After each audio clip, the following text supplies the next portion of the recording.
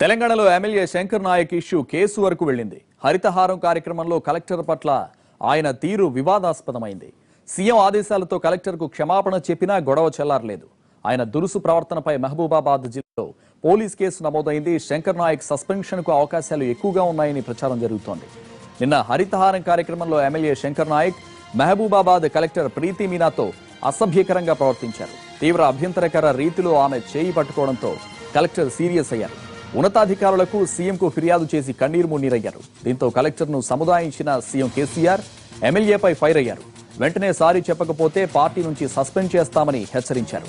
దెబ్బకు దారికొచ్చిన శంకర్ నాయక్ కలెక్టర్ తనకు సోదరి వంటిదని చెప్పారు. అయినా ఆయనపై కేసు నమోదైంది.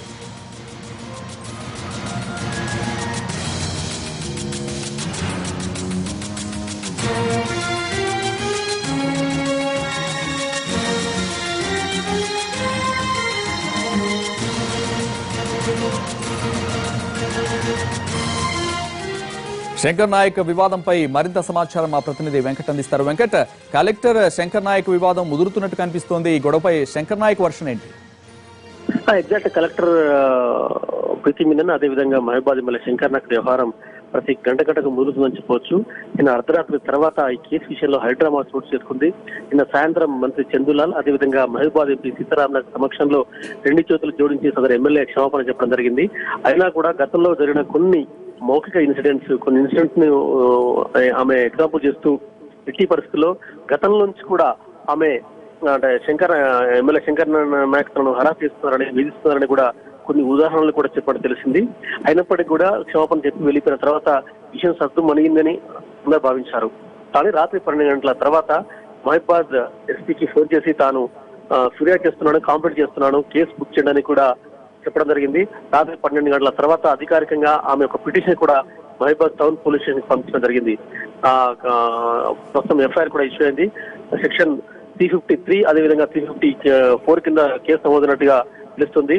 ఒకటేమో విధులకు ఒక అధికారి విధులకు ఆటంకం కల్పించడం గాను, అదేవిధంగా మహిళల పట్ల అసభ్యంగా ప్రవర్తించడం గాను ఈ రెండు కేసులు కూడా నమోదైనట్టుగా మనకు స్పష్టమైన సమాచారం ఉంది. అయితే కొద్దిసేపటి క్రితం మహబూబాబాద్ ఎస్ఐ కలెక్టర్ దగ్గరికి వెళ్లి మరొకసారి వాంగ్మూలాన్ని రికార్డు చేసే ప్రయత్నం చేస్తున్నారు. ప్రస్తుతం కలెక్టర్ క్యాంప్ ఆఫీస్ లో మహబూబాబాద్ సిఐ జబ్బార్ అదేవిధంగా మహబూబాబాద్ టౌన్ ఎస్ఐ కూడా ఇద్దరు అధికారులు కూడా ప్రస్తుతం మహబూబాబాద్ కలెక్టరేట్ అంటే క్యాంపు కార్యాలయంలో ఉన్నారు. వారిద్దరూ మరొకసారి లిఖితపూర్వకంగా కలెక్టర్ వాంగ్మూలాన్ని రికార్డు చేసే ప్రయత్నిస్తున్నారు. ఈ వ్యవహారం వరంగల్ వ్యాప్తంగా అదే మహబూబాబాద్ వ్యాప్తంగా ఈ విధంగా ఉంటే మహబూబాబాద్ శంకర్ నాయక్ మాత్రం ఉదయం హరితహారంలో భాగంగా ప్రస్తుతం కేసు మండలంలో పర్యటిస్తున్నారు. కేసు బుక్ అయిందని మనం వాకప్ చేయడం జరిగింది.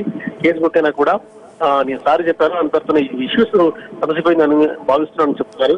కాకపోతే ఇష్యూ ఇక్కడికి ఉంటే హైదరాబాద్ స్థాయిలో మాత్రం ఐఏఎస్ అధికారుల సంఘం ఈ మధ్యాహ్నం భేటీ అవుతున్నారు. మహబూబాబాద్ కలెక్టర్ ప్రీతి మీనన్ కూడా ఐఏఎస్ అధికారుల సంఘానికి తాను జాయింట్ సెక్రటరీగా వ్యవహరిస్తున్నారు.